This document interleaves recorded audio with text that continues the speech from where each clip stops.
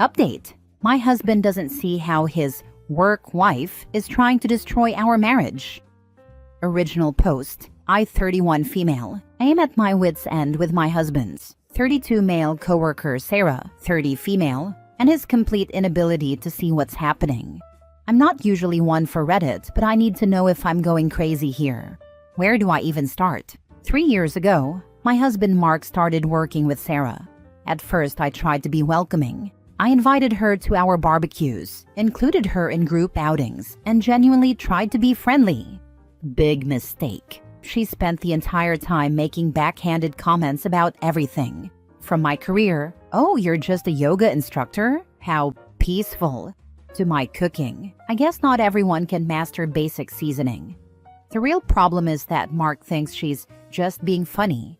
Last month, she literally threw away the anniversary mug I gave him because it clashed with the office aesthetic.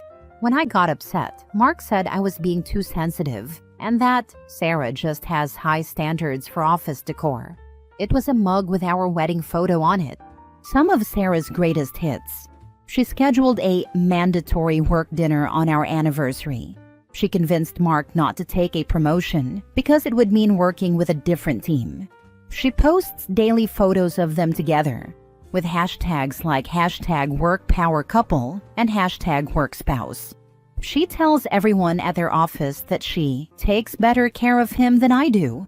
She changed his coffee order and now tells everyone she trained him right. The worst part? My husband is completely blind to all of this.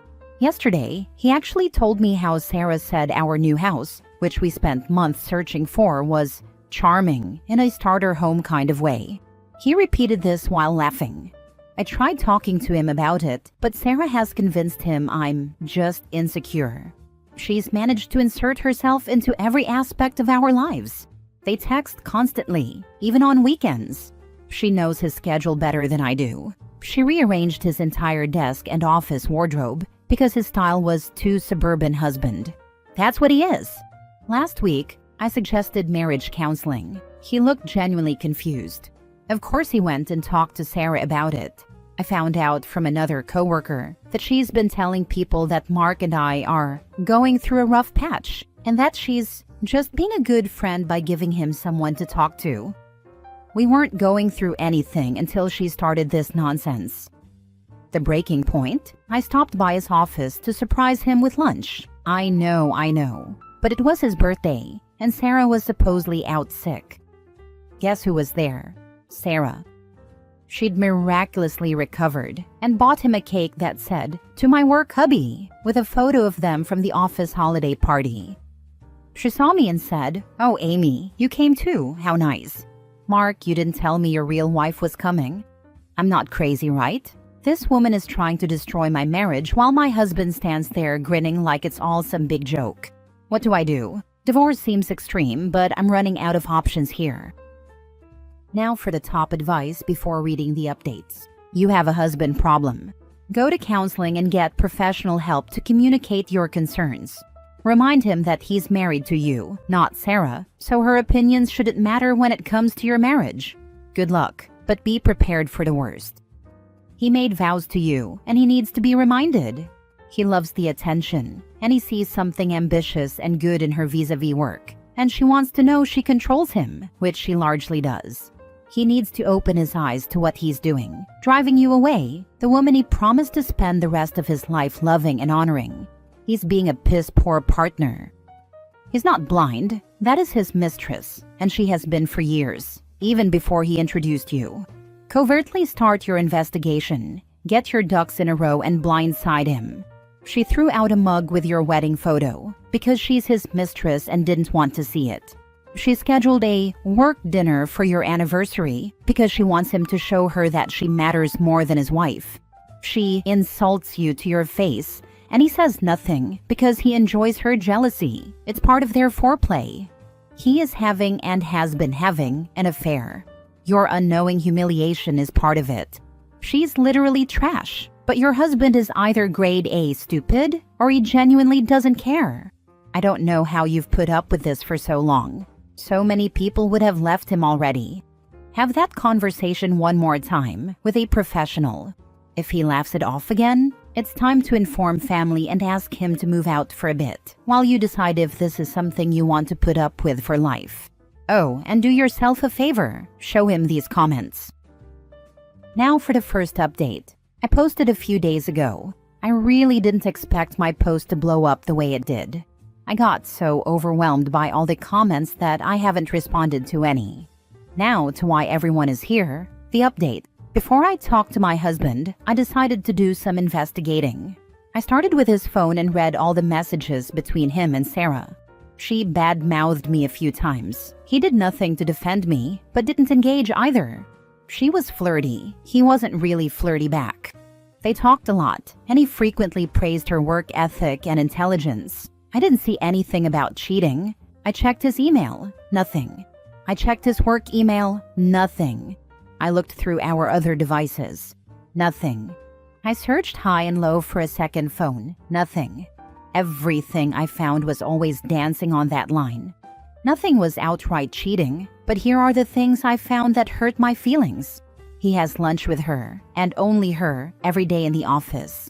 They don't really like anyone else, so they criticize others and say, "Let's talk more at lunch. They're serving XYZ today."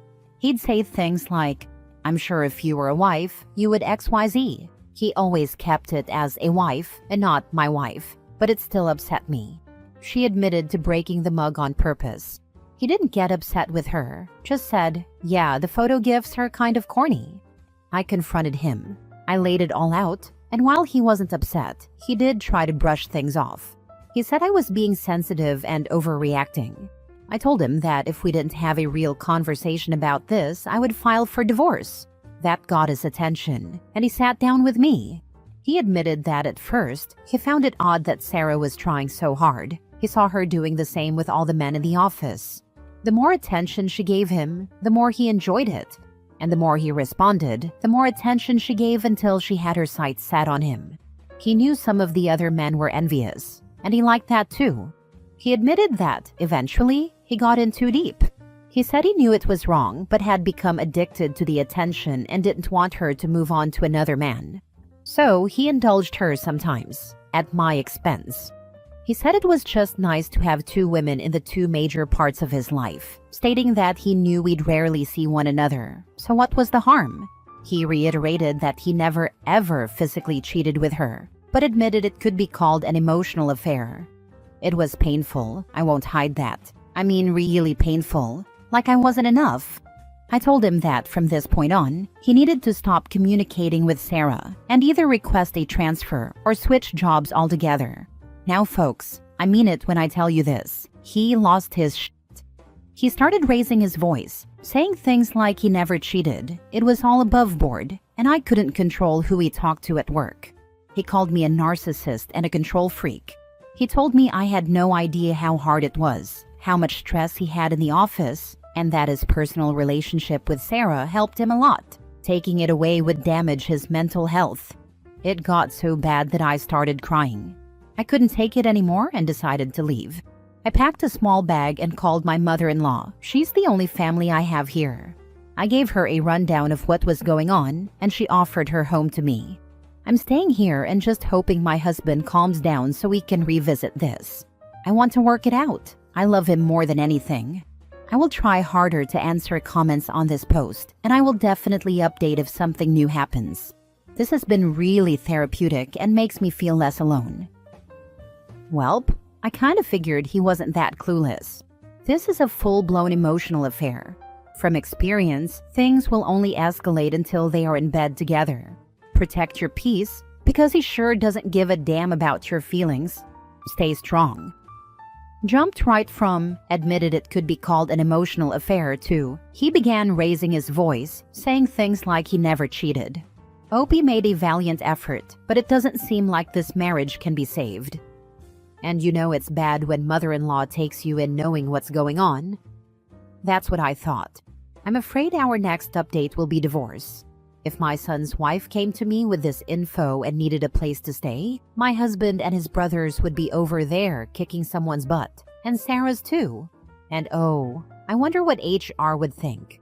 Wait, and the other guys are envious? Ew. Typical emotional affair response. He doesn't want it to change, and he is mad that you are holding him to his marriage vows. Emotional affairs are always a slippery slope. Most of the time, they end up becoming physical affairs. He is damaging his marriage, and he is so selfish. He is justifying his actions and turning it around on you, so it will relieve his shame and guilt. Read the book Not Just Friends by Shirley Glass. It's an eye-opener. Not even a slippery slope. An emotional affair is just a straight-up affair with more effort put into it. If you ask a partner who physically cheated on you to stop or you're done, they'll usually just agree to stop, even if they're lying. But this dude fully blew up on his wife for asking him to stop after admitting it was an affair. The audacity to call her a narcissist. Yeah, physically cheating can be easy and require little to no effort. You can go out to a club, flirt with someone, go back somewhere and get physical, then never talk to them again. Emotional cheating requires a lot more work in the long term. Second update. My mother-in-law is on my side and told me point blank that he is wrong. However, she said she doesn't want to get in the middle because she doesn't want to damage the relationship with either one of us. She told me I'm welcome as long as I need, but she won't bring anything up to her son unless he brings it up to her first. As for my husband, he has tried to reach out. He's called, left messages, and texted. I let him know I was safe and left it at that. He continues to message or call every few hours, but we haven't talked. Next story. My husband cheated repeatedly, and now he wants to fix things. I, 30 female, have been with my husband, 38 male, for several years. We dated, got engaged, and are now married. I'm currently 34 weeks pregnant with our baby, and it hasn't been an easy pregnancy. Recently, I found out that my husband has been cheating on me, not just once, but repeatedly, throughout our entire relationship. I discovered videos he recorded of himself with other women, which confirmed my worst fears. When I confronted him, his response wasn't remorseful. Instead, he said, "It all happened in the past. I still treat you properly. You invaded my privacy. Everyone is not perfect." He's now saying he will fix things, but I don't know how I'm supposed to believe that when this wasn't a one-time mistake. It was a pattern of betrayal spanning our entire relationship. I also feel like he's only sorry because he got caught, not because he actually regrets what he did. I'm at a point where I don't think I'll ever be able to trust him again, and I don't believe he will change. I've decided that I want a divorce, not just because I can never trust him again, but because I don't want to raise my son in a household full of lies, betrayal, and dishonesty. I refuse to let my child grow up thinking that this is what love and commitment should look like. I know leaving will be hard, especially as a single mother, but I believe it's the best decision for me and my son's future. For those who've been through something similar, how did you move forward? Did you ever try to rebuild trust, or was walking away the best decision? Now for the top advice. He can keep fixing it, but you don't need to be there for it. Fixing seems to be this miraculous process that never ends, and we're apparently supposed to give them ample grace while they're fixing themselves, and help them fix themselves, and forgive them when they backslide. It's a scam. Please do not make the mistake of trusting him or not divorcing him. Cheating wasn't the main reason I divorced my ex. I actually found out during the divorce process that he had cheated on me, and it only solidified my resolve to get rid of that loser. I have never regretted it. Given that your husband has done this multiple times, it's clear he will never change, and you can never trust him. You're only wasting your life and your chances of finding a real man who loves and respects you. When you're free, you'll see how good it can be. Never question your decision to leave this dirtbag in the dust. No matter what he promises, how he love bombs you, or how he eventually turns nasty when he realizes you won't allow yourself to be fooled again. I moved forward by leaning on friends and family for help when I needed it, and talking to them about what happened. The emotional support was invaluable, and having a couple of people who could provide emergency childcare was important. It was very hard at first. There were a lot of crying and depressed days when I could barely function at work, but your people do care and want you to feel good. Luckily, my job paid well enough that I was able to support my household on a single income, and I already was because he was a financial burden. Even if you aren't in a similar financial position, he should still be paying court-mandated child support, so please make sure you get a good divorce lawyer. Last story. Am I wrong for wasting my ex's time because I didn't want marriage or kids with her but got my new girlfriend pregnant? I was with my ex from when we were 18 until 22. Our relationship was good overall, but toward the end, we started having serious issues because she wanted marriage and kids, and I didn't. I was upfront from the start. I never saw myself as a husband or father, and I didn't think that would change. She kept hoping I would change my mind, but when she realized I wouldn't, she broke up with me. It sucked, but I respected her decision. She wanted something different from what I did, and it would have been unfair to keep stringing each other along. She moved on, and so did I. A year later, I started dating someone new. Things moved fast, and about 6 months ago, she got pregnant. It wasn't planned, but after a lot of thinking, I realized I actually wanted to step up and be a dad. I don't know if it was the timing, the person, or just me growing up, but something shifted.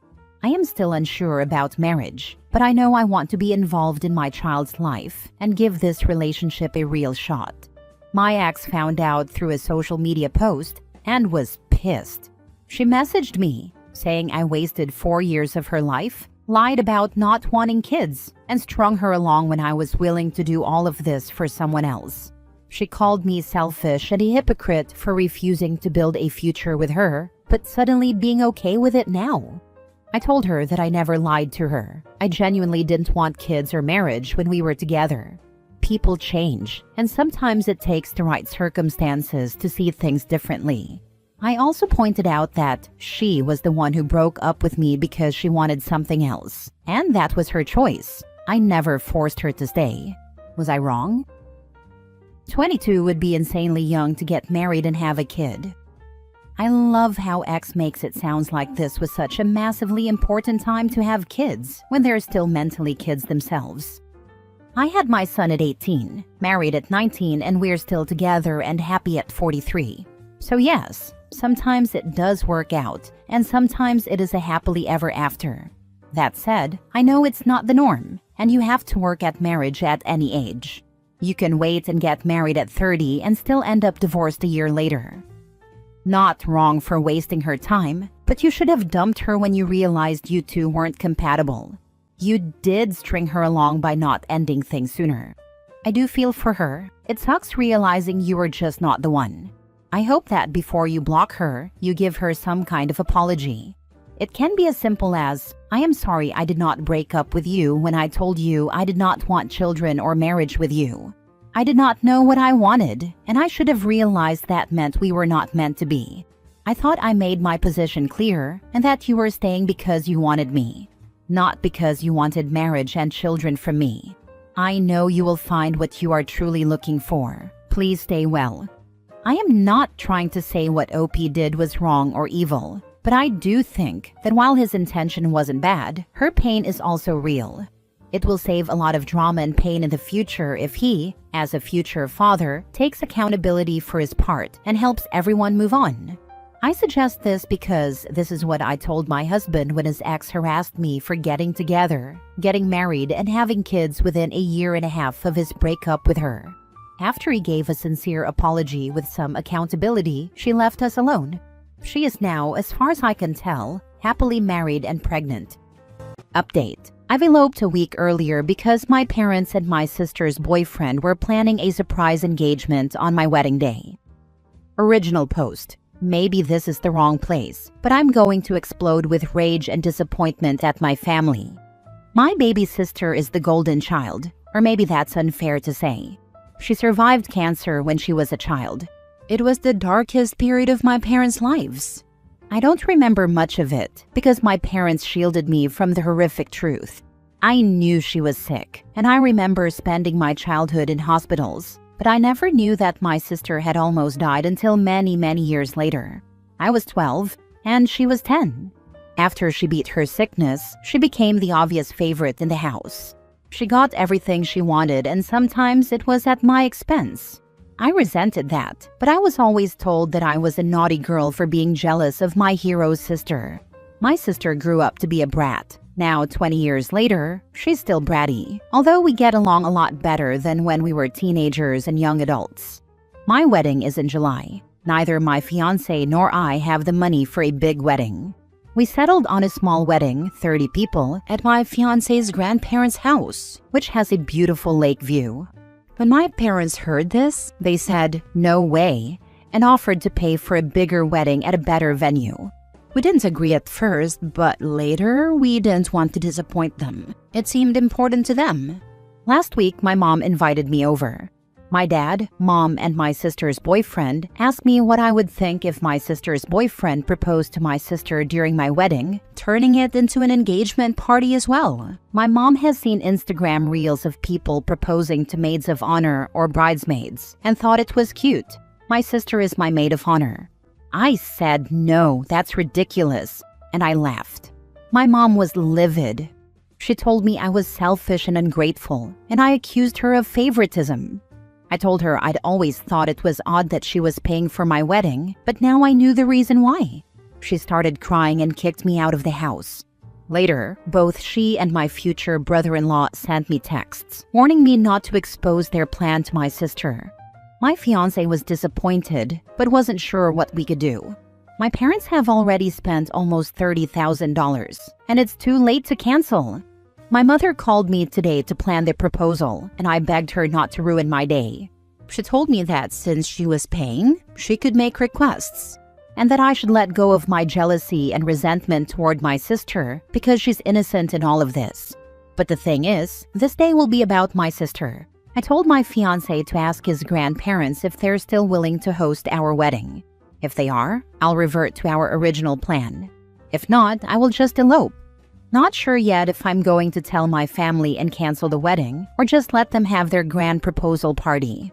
None of my family is invited to my wedding, including my sister. Now for the top advice before reading the update.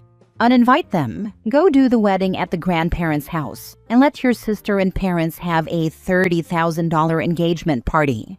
Great that your sister survived cancer, but your parents put you on the back burner your whole life. Now it's your turn to enjoy your moment. Do what's best for you.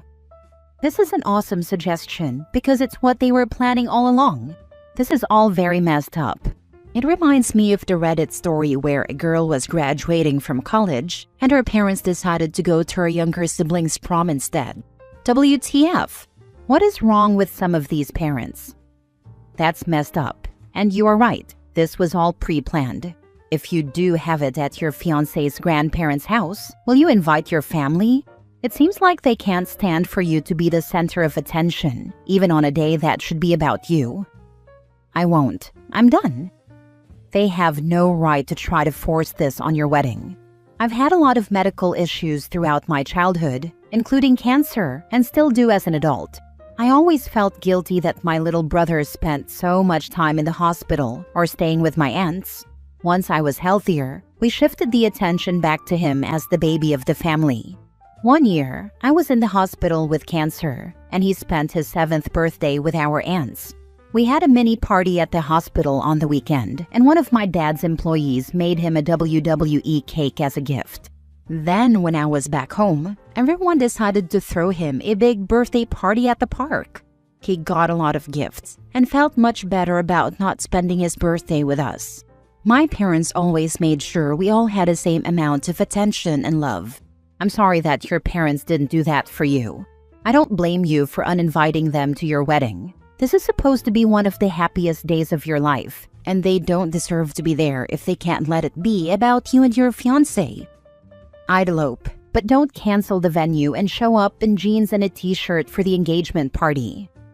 I like this. Now for the update. I really want to thank everyone who showed me support.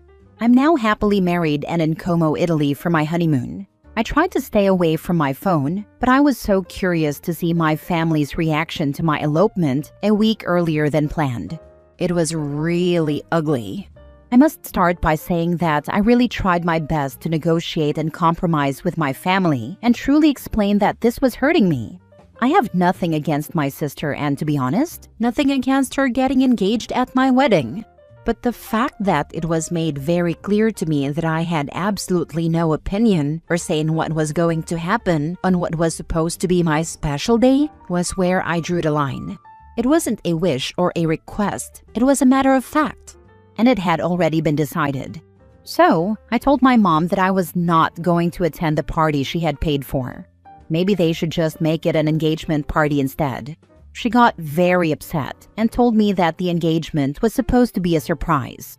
I told her I was just giving her a heads up since she was about to lose an insane amount of money. She didn't take me seriously, as if I was going to cancel my wedding over something so trivial. What she didn't know was that I had already made plans to get married a week earlier at my grandparents-in-law's house. We invited our closest friends, and some even had to book earlier flights and take more vacation days. I was extra grateful to them. The last thing left was my sister. I had been going back and forth, arguing and negotiating with my parents and future brother-in-law. I decided that even if it would ruin her surprise, I had to tell her, so I did. She wasn't happy with my mom, but she was more upset that I ruined her surprise. And as I expected, she thought I could just suck it up and gone with the flow. I didn't tell her about my new wedding date. The wedding was dreamlike. In the back of my mind, I was hurt that the people who loved me the most weren't there, but I pushed that thought away and refused to let it ruin our day. My husband was amazing. He promised to make me happy for the rest of my life and to make up for every heartbreak I've experienced in my past. My in-laws surprised us by upgrading our honeymoon to a 5-star hotel. I had my friends, some cousins, and my favorite aunt attending. We asked them not to live stream or upload any pictures to social media until we were already on our honeymoon. We also asked them not to engage in any online altercations with my family.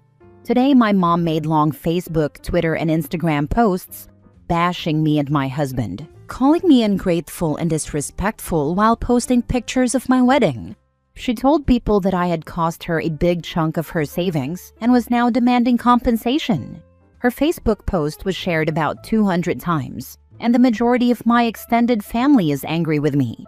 She never once tried to contact me. I really thought she would bombard my phone.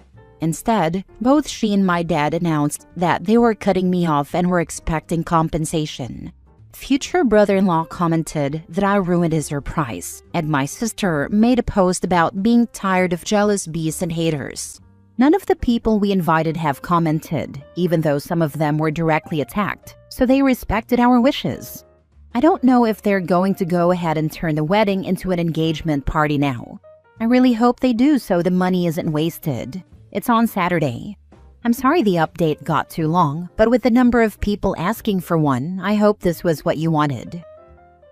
When will people realize how tacky and disrespectful it is to propose to someone at someone else's wedding? Good on OP for moving her wedding date and making sure that her family didn't ruin her special day. This was supposed to be her day, not her sister's. It is ridiculous that her family was telling her she should just accept it as if they were doing her a favor by pulling this kind of stunt. The entitlement is ridiculous. Trust me, they know. Everyone knows. Some people are just that self-involved that they don't care, and others do it as a deliberate slight. The sister and brother-in-law are too self-involved to care, but her parents did it deliberately. They wanted her to know she's second tier. They clearly wanted to steal the spotlight, and that's all there is to it, I guess. Even if it's distasteful to everyone else, it makes them feel better about themselves. They want to shine at the expense of making OP play second fiddle. I hope OP doesn't feel obligated to pay her parents back, since they were the ones to insist on a big party and they still had it without her. They'd have to sue OP for it, and Mom would be laughed right out of the courtroom. I mean, fingers crossed they will laugh her out of everywhere. Next story. I'm not adding my stepmom's extended family to my wedding guest list. I, 26 female, will be getting married next year. My fiancé and I are paying for the wedding ourselves with no help from anyone. This includes my dad and stepmom, as well as my maternal side, who are all invited and a big part of my life. With that out of the way, I want to know if I'm wrong here. My dad and stepmom got married when I was 10, which was 2 years after my mom died. It wasn't long after their wedding that my stepmom's family got annoyed on her behalf, that she wasn't treated like a member of my mom's family, and that I called her my stepmom instead of my mom. They felt my stepmom deserved more respect from my mom's family, even though my mom's family didn't have an issue with any of them at that point. They just called her what she is, my stepmom. Things got really bad when my dad threw me a sweet 16. He didn't want to invite my mom's family because he said it would make my stepmom and her family uncomfortable. I asked who the party was for and said they didn't have to come if they had an issue with my family being there. My stepmom told her family, and they put all the blame on my mom's family. They acted so offended that I would prefer to have my actual family there over people who were sort of family, but never really felt like my family. There's a really good chance that having everyone at the wedding would lead to attempts at fights. But even without that, I really don't have a connection to my stepmom's family. I don't hate them, but I don't see them as my third family either. My stepmom is close to her family though, and wants them at the wedding. For me, it's less of a headache not to invite them, and it also feels less greedy. Inviting people I would quickly lose touch with if my dad divorced or died, and who I don't care for personally, seems greedy, like a gift grab. I put my foot down and said no to adding them to the guest list, which upset my stepmom. My dad offered to pay 100% of the cost for my stepmom's extended family. He told me it means they're sorta his guests instead of mine, but they'd still be there. I asked him if he'd keep them on a short leash so they wouldn't start fights. I also asked if he'd make it clear that they wouldn't be in family photos. He admitted they would need to be included to prevent hurt feelings and more trouble, and he said he can't control adults, so I told him my no was still solid. My dad and stepmom think I'm being a bridezilla about this. Am I? Now for the comments. Nah, you're not being a bridezilla at all. Your wedding? Your guest list. It's clear you're not excluding them out of spite. You just don't have a meaningful relationship with them, and their presence could create unnecessary drama. The fact that your dad can't even guarantee they won't start trouble just proves your point. You're paying for your own wedding, which means you get to decide who's there. If your stepmom wants them at an event so badly, she can host her own gathering. Stay firm on your boundaries. You're making the right call. As much as my dad wants to please his wife, he can't deny how much her family hates my maternal side. He also knows they like to confront my maternal side whenever they see them, and a wedding would give them hours to do just that. They don't appear to realize that none of that makes me like them more, and it doesn't win me over to their side. They've spent years making things uncomfortable for you and your mom's family, but now expect a front row seat at your wedding like they've been nothing but supportive? You're setting a boundary, and that doesn't make you a bridezilla. It makes you someone who values peace on your big day. Tell your dad this. Are you willing to ruin your relationship with me over this? If so, don't come to the wedding, because you are making things worse and not supporting me. Stop forcing me to do things I don't want to do on my happy day. That involves my family while I'm standing in for my mom who isn't here. Your father is an ass. He's failed you. I agree. OP, Dad should know that his daughter's feelings and decision is important in this occasion, not theirs. Last story. Told my brother's girlfriend that she's weird AF.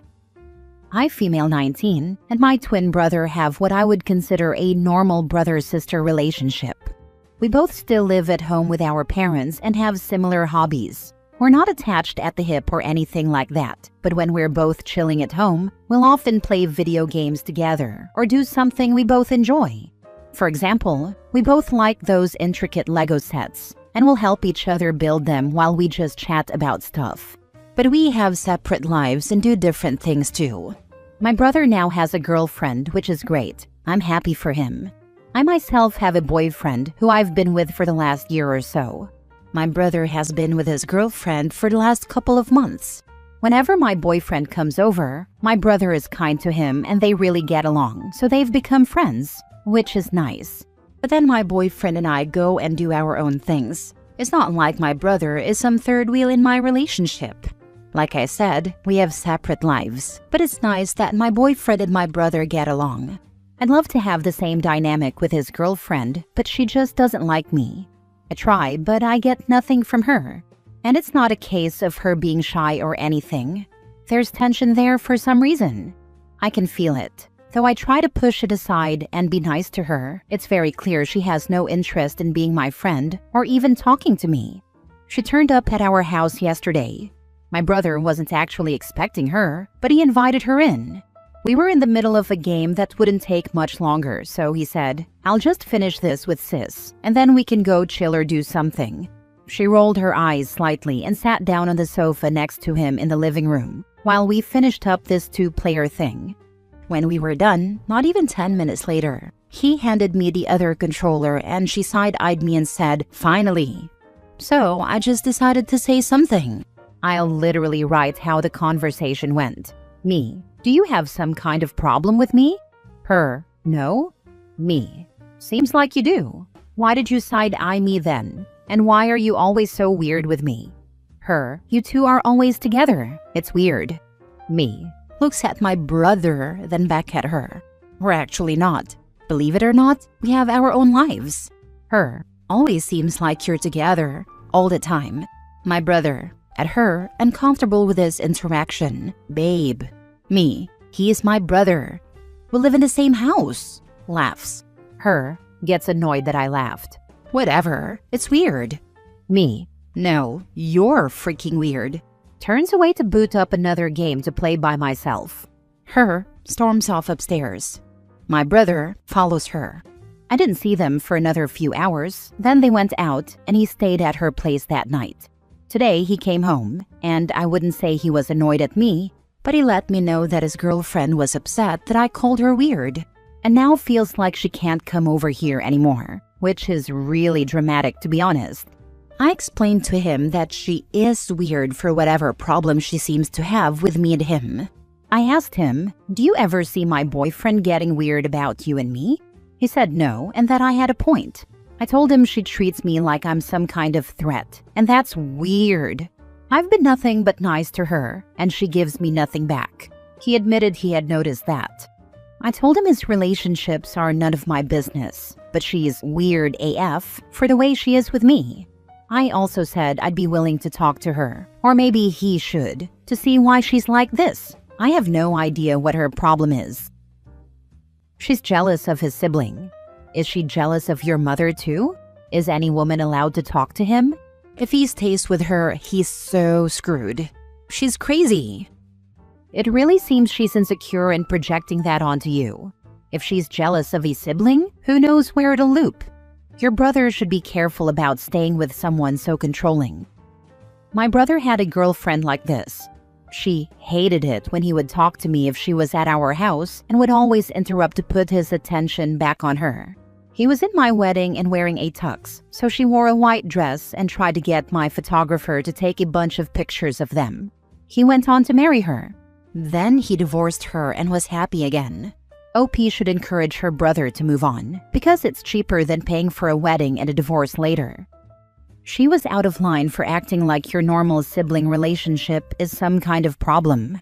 It's weird that she feels threatened by you just spending time with your brother in your own home. You didn't say anything out of line. She kept pushing and you just called it like it is. If she can't handle being around you because of that, that's on her. It's a green flag that he has a great relationship with his sister. Girlfriend is a dum-dum. My partner left me, so I told everyone he doesn't have cancer. Plus update. Original post. My partner told me when we first got together that he has cancer, and if his operation doesn't go well, it could be terminal. He said his treatments have also made him infertile, so imagine our shock and joy when we found out I was expecting at the start of 2024.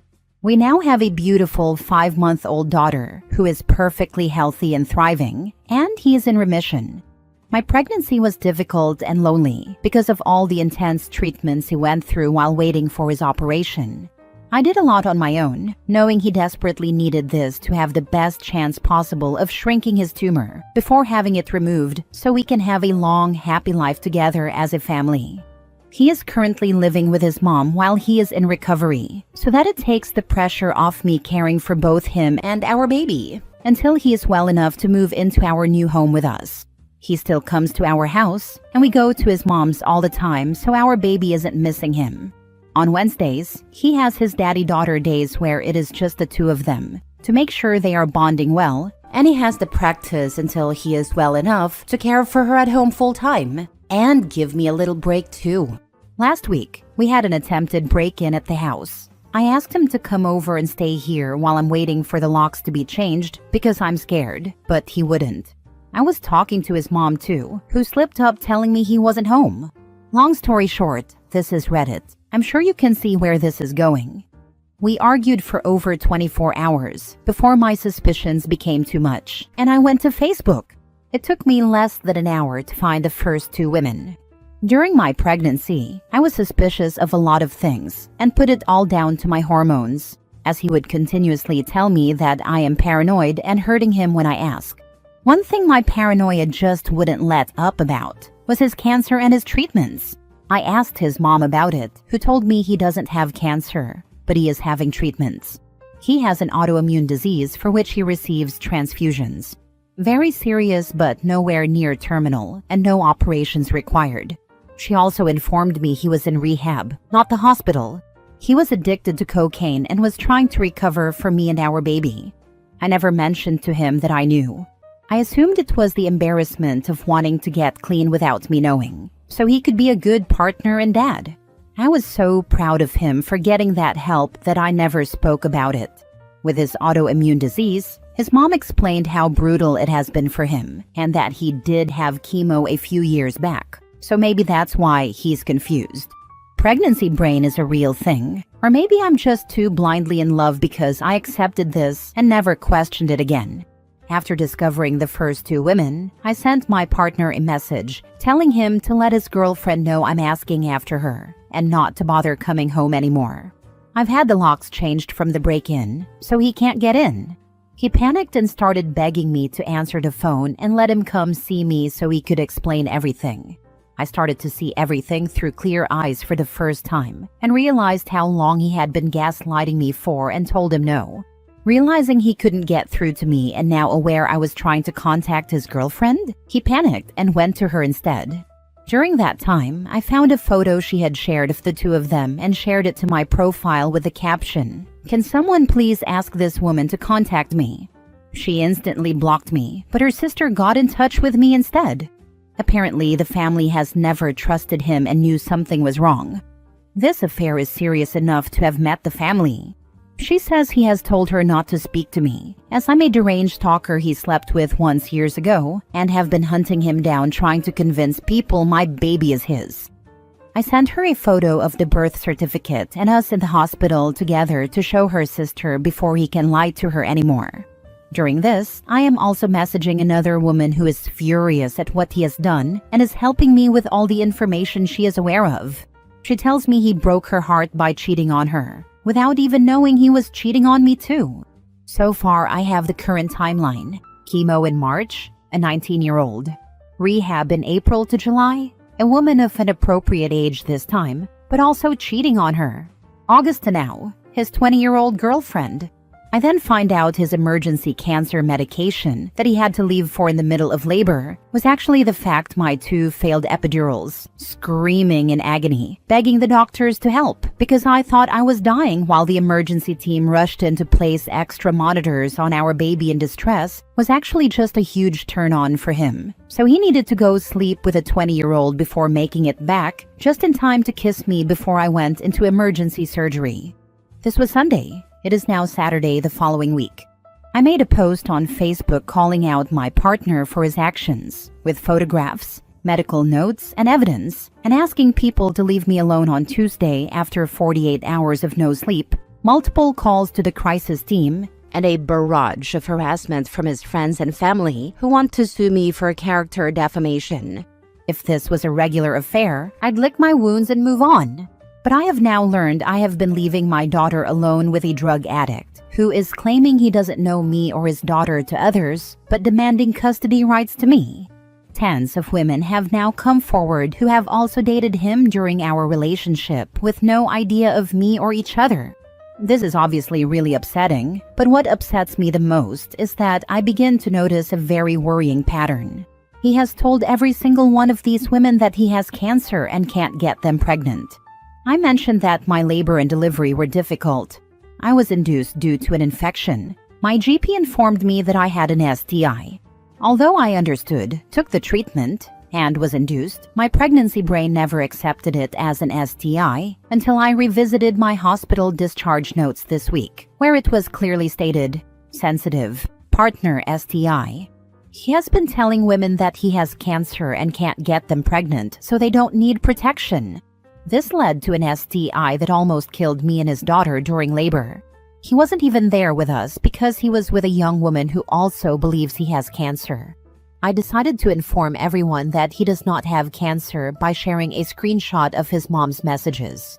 I reached out to all the women he has been with to ensure they take pregnancy and STI tests, as well as to his friends, whom he has been deceiving for years about his condition, and also to social services and the police for sexual endangerment. My daughter and I now have safeguarding measures in place from a local organization for women leaving abusive relationships. I feel very safe revealing the truth about him and ensuring all his partners are safe and informed, given that he failed to uphold his legal obligation of declaring an STI. I guess his postpartum girlfriend will do it for him. I have also been contacted by many of his old friends, ex-band members, and ex-partners who have all provided testimonies for the police and as backup in case his mother tries to sue me. This man has been lying and manipulating women for over 9 years. So far, everyone is now aware of his lies, and I am waiting for my in-person meeting with the police. I can't imagine any updates from here, as it will likely be a legal battle that probably can't be shared. But if anything else of interest arises, I will make sure to write about it. Oh, also, my partner is a primary school teacher. Now for the top advice before reading the updates. The plot twist at the end. Holy moly. I know, right? A teacher? Jesus, where are his morals? Also, nobody reported him? It's come to light this week that his ex-partners have been reporting him for years to no avail. His mother is on the school board, and her best friend is his head teacher. I'm hoping with the added element of social services this time, and an investigation into child endangerment for our daughter, they can't sweep it under the carpet any longer.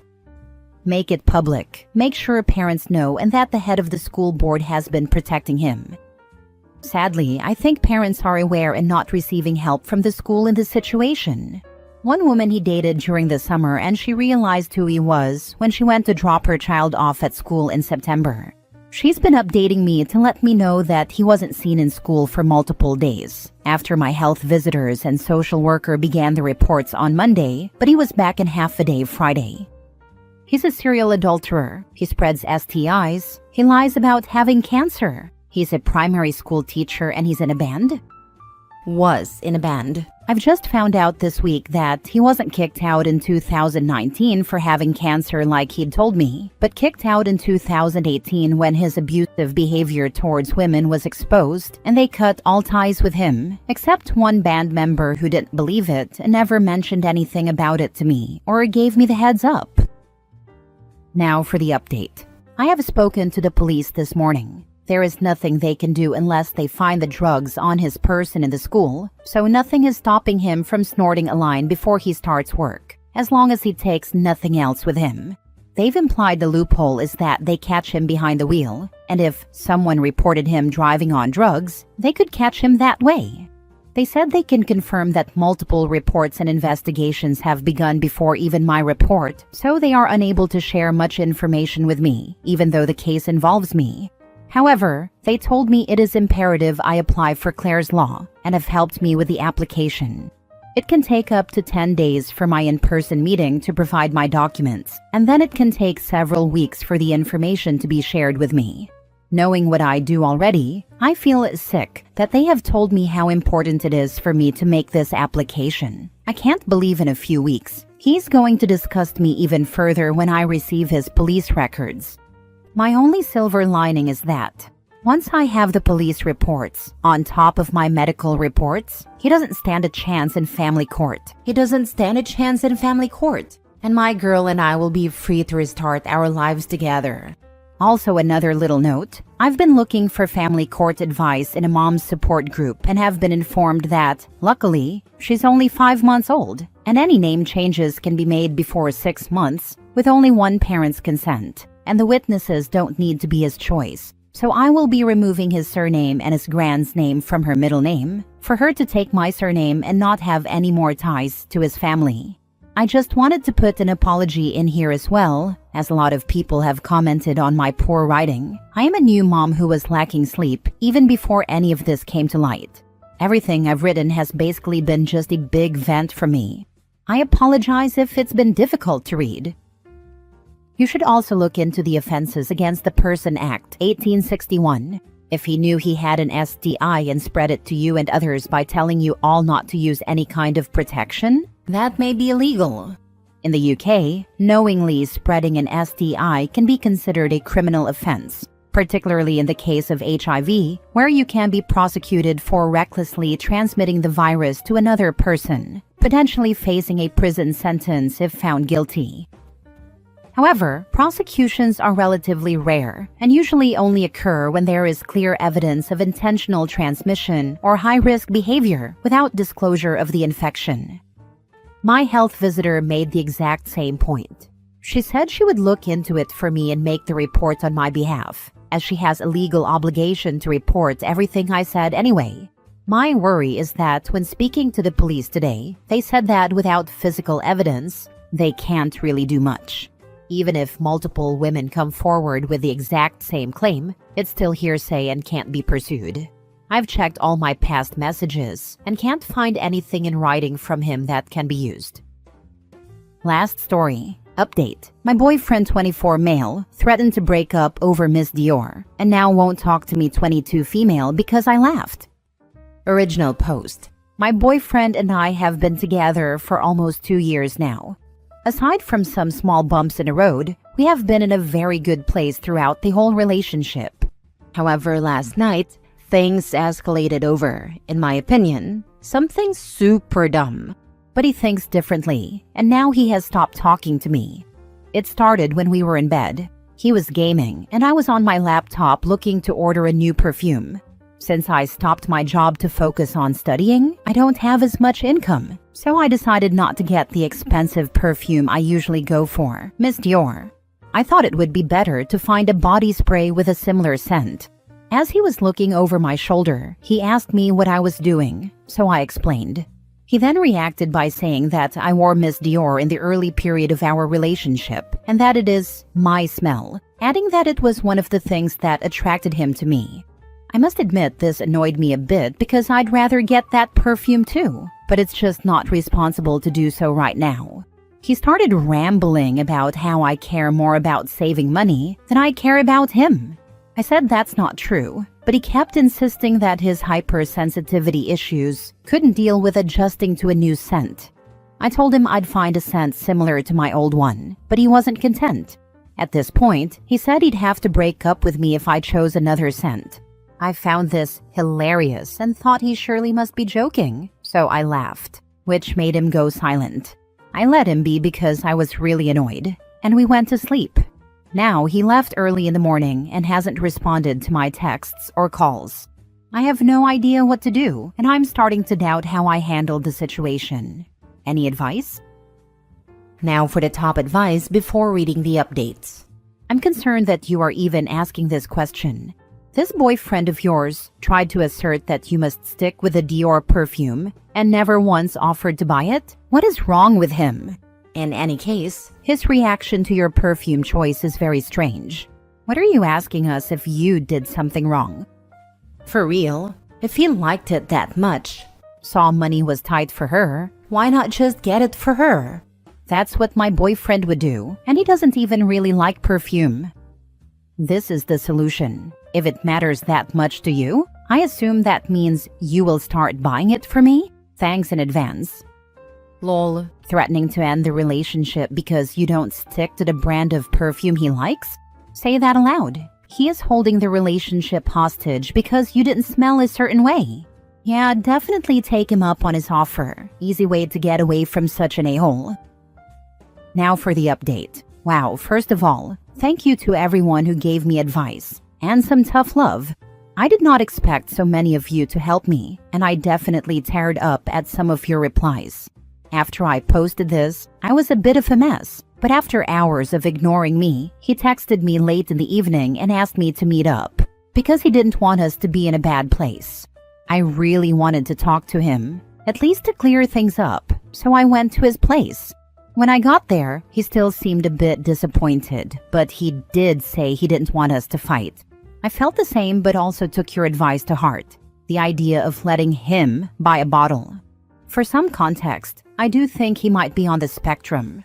No diagnosis, but his dad is, and it would make sense. So I did want to show him that I care and take his hypersensitivity seriously. Therefore, I suggested we split the cost of a new bottle of Miss Dior, and then, until that one was finished, I'd make sure to do research to find a really good dupe.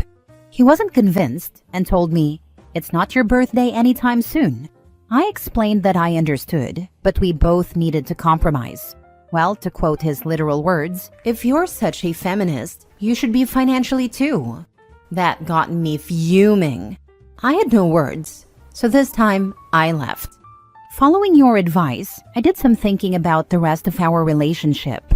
I realized that other things in our relationship that didn't sit quite right with me at the time were actually situations where he was being controlling and self-centered. I had always brushed them off as little things he didn't mean that way or would eventually learn from. I was wrong, you were right. I asked him to meet up today, and I dumped him. I feel terrible right now, but I know I'm better off. So, anyone have advice for a cheap, nice body spray? That was a difficult decision, but the right one.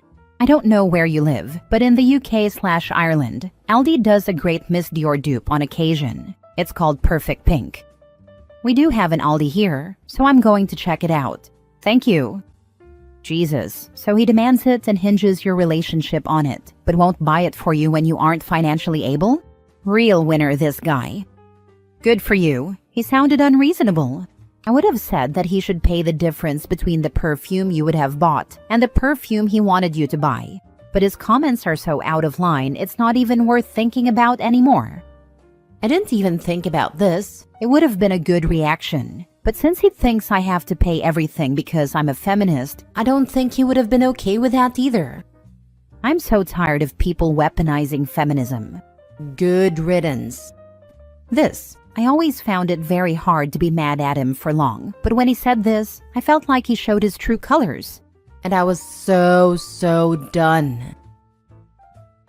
Am I the a-hole? My wife became emotionally abusive since giving birth. She topped it off by cheating. Now she's begging me to reconsider. I, 28 male, have been married to my wife, 27 female, for 2 years, together for 4. 14 months ago, we had our first baby. She hasn't gone back to work, and I have been the sole breadwinner, her choice. Since she gave birth, my wife has become a nightmare to deal with. She has been irritable, angry at me for the smallest reasons, and constantly complaining about everything. Somehow, everything is my fault. All she does is hold the baby all day, even when he doesn't need to be held, and scroll through her phone, while everything else is my responsibility. We haven't had sex for over a year and a half, and whenever I try to address it, she lashes out at me. Even though I'm the only one working and I do all the housework, I'm still insensitive and don't care about her. I didn't even bring up sex until 3 months postpartum.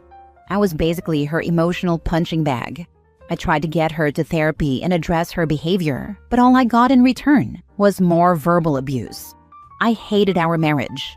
I wanted to end it, but I was scared of the idea of co-parenting. the social backlash of ending a marriage with a child involved, and if I'm honest, a small part of me was hoping that somehow things would get better. Well, last month, she made it a lot easier to end things. She told me she was going to a bar with her friends and came home at 4 a.m., drunk. As soon as she fell asleep, I snooped through her phone and found texts between her and a random guy implying that she went to a hotel room with him. I was almost relieved when I saw them. I could finally walk away from this miserable marriage without guilt or regret. The first thing I did was take a DNA test for the baby. He is mine. As soon as the results came back, I informed my wife that I was aware of her infidelity and that our marriage was over.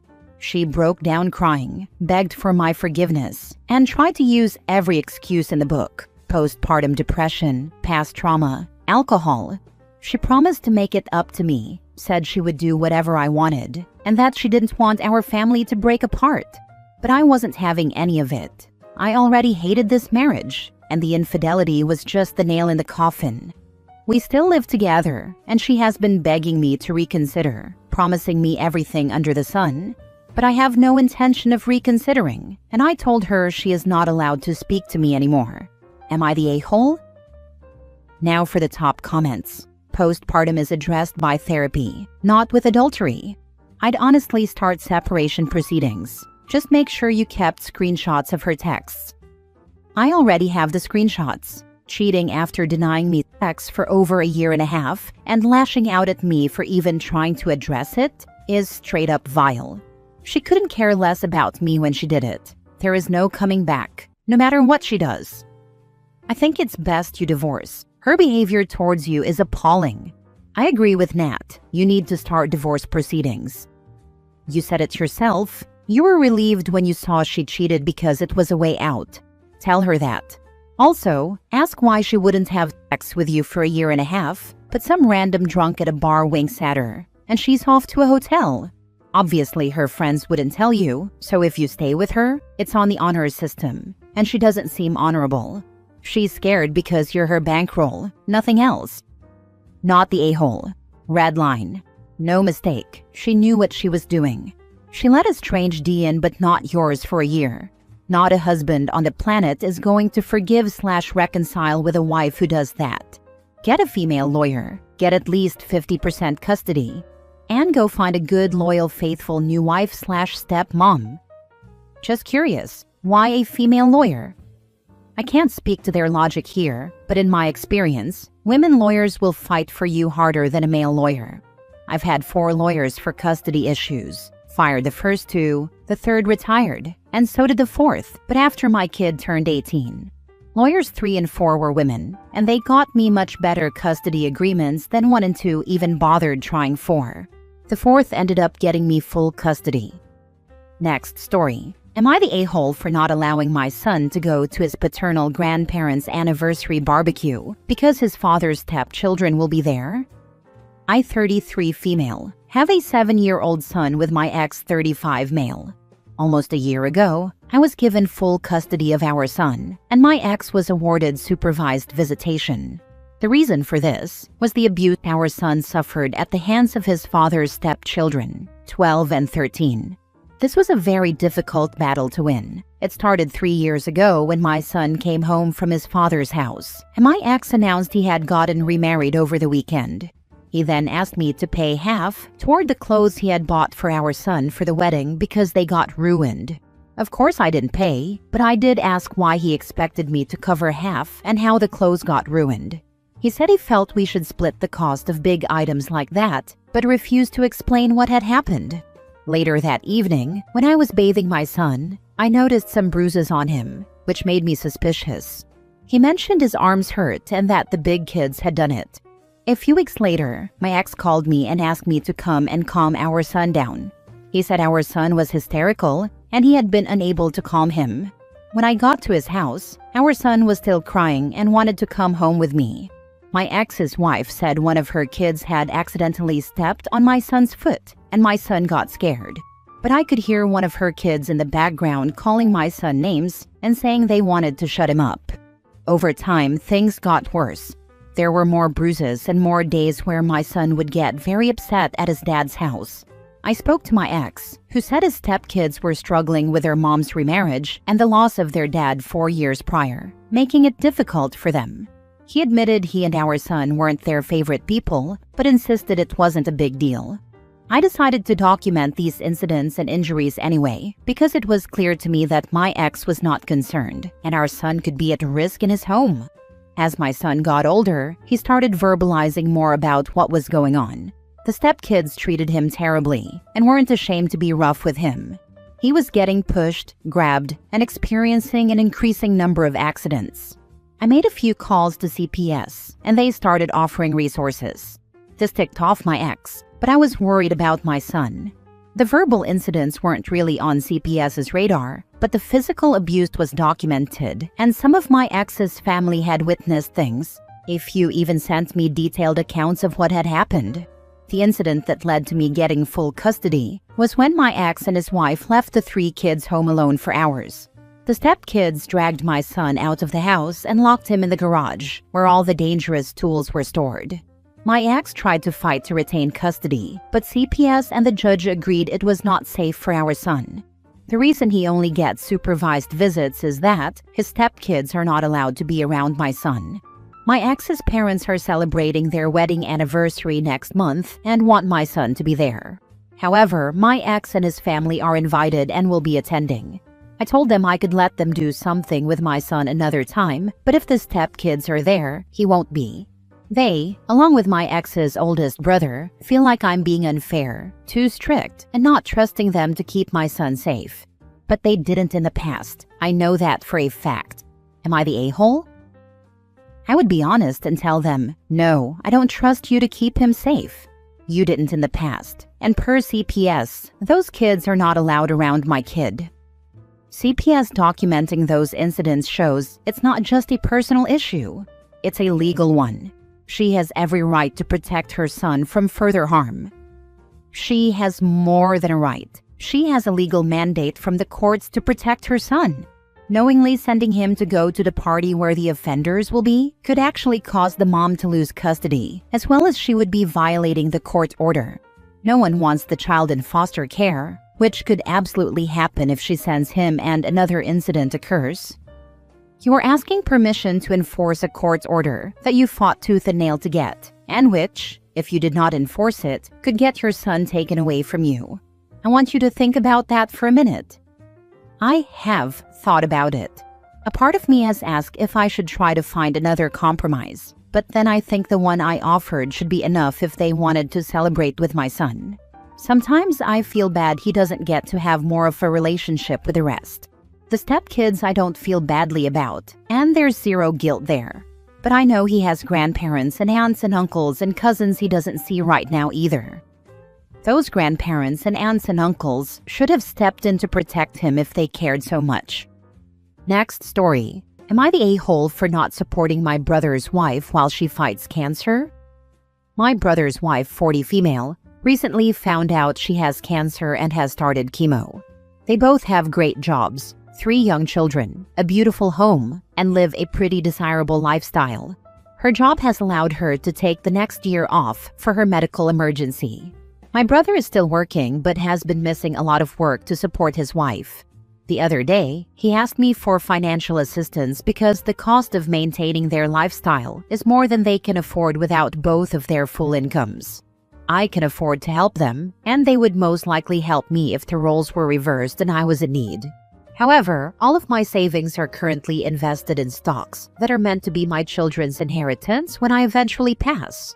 The problem I'm having is that they have not made any financial sacrifices, yet they're asking me to cover their expenses, with the promise of eventually paying me back. All of their children still have trust funds and college savings, some of which I personally contributed to. They continue to spend thousands of dollars per month on sports and activities for their family. They still own stocks and have well-funded retirement accounts, as well as business investments. I am retired with a low income but have significant savings that I have invested for my children. Is it unreasonable for me to expect them to trim the fat on their lifestyle and liquidate their own investments before asking me to contribute mine? I feel like an a-hole, but it seems like they're using the pity of the situation to their advantage. Am I the a-hole? Now for the top comments. Not the a-hole. They're asking you to make sacrifices they aren't making. They may not understand that your situation is no better than theirs, and that you'd have to make cuts they haven't even considered in order to help them. I'd try having an honest conversation about that before accusing them of playing the pity card. His reasoning to me was that they didn't want their hardship to affect their children's normal lives. But they're asking me to make sacrifices that could greatly affect my children's future? I have not yet told him that I won't help him because it feels really wrong for me to do so, but it's really frustrating me. I don't feel comfortable risking my children's inheritance and facing the tax repercussions of pulling my investments when you guys won't consider doing so with your own portfolios. Seems pretty reasonable to me. Not the a-hole. Your brother and his wife should sell their stocks and investments and reduce spending before asking you for help. Your money is for your needs. That's exactly what I'm going to say. To be honest, they don't want their situation to affect their kids, but they're fine with it affecting OP.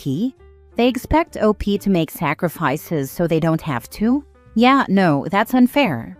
Hey, OP, just tell them no, you can't afford it. You're retired now and living on a fixed income. If they don't understand, that's their problem, no doubt about that. Not the a-hole. Sit down and explain all this to him. He needs to hear it. If they had already cut everything and were at risk of being homeless, I could understand. But they don't want to cash things in because of taxes. You would have to pay taxes on assets you liquidated to help them. They can dip into the college funds or sell some stocks to cover their chosen lifestyle. Unfortunately, I think he's going to take this as a personal attack. He's got that big brother attitude. He'll have to get over it. It's crazy for him to expect you to make sacrifices they haven't made. I understand he doesn't want his children's lives to be affected, but that's the reality of cancer. It's unrealistic to expect everything to remain the same. What about the days when no one can take them to their sports because his wife is sick and he needs to work? What if his wife doesn't beat it? Has he considered that the children would rather spend time with their mom instead of being on a soccer field or whatever sport? Not the a-hole. Last story. Am I the a-hole for not covering for my co-worker with a sick kid, resulting in her being fired? I, 25 female, work as a hospice nurse for a home hospice company. All of the nurses are salaried, and we make our own hours for the most part. This is a desirable job for nurses wanting to get out of working 12-hour shifts at hospitals. It's especially desirable for parents. We all have to take turns being on call overnight, roughly once every 2 weeks. This is mandatory. Almost all of my coworkers have kids, everyone except me. In the 3 years I've been here, I have asked my coworkers for virtually nothing. I rarely get sick, and I handle my responsibilities. I have never called out of an on-call shift. My boss has a 3 strikes rule. If you have to call out of your on-call shift 3 times within a year, you get fired. No exceptions. However, if you trade your on-call shift, it doesn't count against you. It only counts against you if our boss has to mandate someone to cover the shift. I have watched my boss fire several people over this in the few years I've worked here. We got a new co-worker, let's call her Mandy, about 4 months ago. She has already called out of her on-call shift twice, so her track record isn't great. Apparently, her husband is active duty and deploys often, and she has 4 kids and struggles to find a babysitter. This past Monday was Mandy's on-call shift again. She sent out an email begging for someone to take it because her babysitter got sick. I offered to trade with her if she worked Valentine's Day for me. Win-win, right? I get Valentine's Day off to go on a date, and Mandy gets her shift covered and avoids getting fired. Mandy said her husband was coming back on Thursday, and they wanted to go out for Valentine's Day. Apparently, their marriage was heading toward divorce, and they really needed this night. She asked if she could cover a shift for me next month instead. I said no chance. She tried guilting and shaming me, so eventually I just said, "Screw it, you're on your own." She tried to backpedal, but I said no. She pleaded with both me and our boss, but Mandy got fired. I can tell my boss and some of our coworkers think I'm an a-hole, since I had the free time to cover her shift and don't have kids or any major obligations. Am I the a-hole? Edit. Her kid got her babysitter sick, and the babysitter canceled. Both were sick, so she had to stay home with her child. Not the a-hole. You did offer to cover her shift, and she refused the entirely reasonable compromise that you offered in exchange. All those coworkers could have covered it, and your boss is blaming you for the boss enforcing their own policy on someone who absolutely violated that policy. Nobody here is right except UOP. Her emergencies are not yours. Yeah, if date was really that significant, going out on Valentine's Day exactly shouldn't matter. Plenty of people do holidays, not even just Valentine's Day, on days leading up or after. I can't imagine someone coming back from deployment would want to go out the very next day. Even with a couple hours difference, jet lag would suck, and Saturday would have been the better option. If their marriage failing or not depends on going out on Valentine's Day and not another day so badly, their marriage is screwed either way. She could have had her Valentine's on Saturday. A simple one-day shift, and she could have made the deal with you and kept her job. Not the a-hole. And making the choice to have kids means the responsibility to take care of those kids. It is never someone else's problem. Seriously, and quite frankly, I would rather celebrate a day later when places are not so packed and prices aren't jacked up just because it's Valentine's Day. Besides, if her marriage is failing, going out on Valentine's Day instead of a regular Saturday isn't going to change anything.